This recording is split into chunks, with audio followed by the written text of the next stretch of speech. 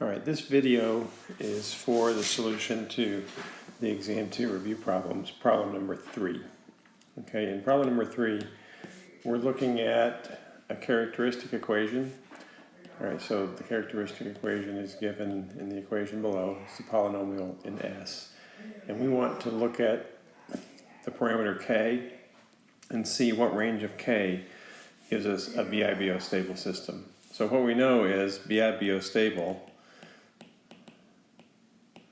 requires that all the poles are left half plane. Alright, so we know about the Routh array, and the Routh array can be used to examine when poles move over into the right half plane. And so the idea here is to make a Routh array, so we start with s cubed, s squared, s and s to the 0, and we put the elements of the coefficients from the polynomial. So we start with s to the s cubed, so erase this. We start with the coefficient for s cubed, that would be here. The coefficient for s, that would be here. And that's it for the first row. And for the second row, you would start with the coefficient of s squared, which is 3, and the coefficient of the constant term, which is 30.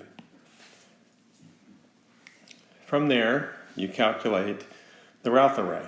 Right? So for this particular element, let's give us some space, we know that this would be divided by 3, divided the value of the element, this times this, minus this times this.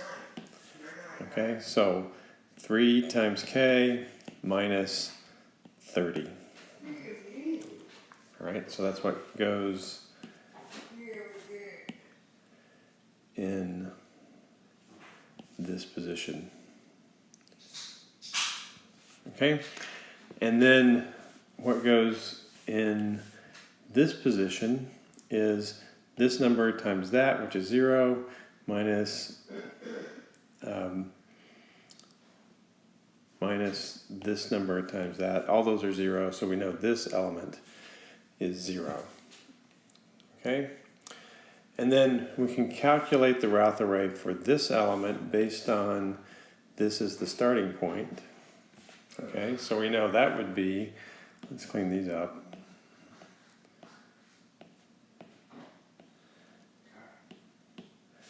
That would be this times this minus this times this. Alright, so this minus that. Okay, but this one's 0, and so if I divide back through by the 3k minus 30 over 3, I know that this term turns out to be simply 30. Okay? So what we need is to not have a sign change. And so to keep from having a sign change, we know that 3k minus 30 divided by 3 has to be greater than 0. Okay? Solving that inequality, we have 3k over 3. I'm sorry. We can do this. We have 3k minus 30 is greater than 3 times 0, which is still 0. So 3k is greater than 30.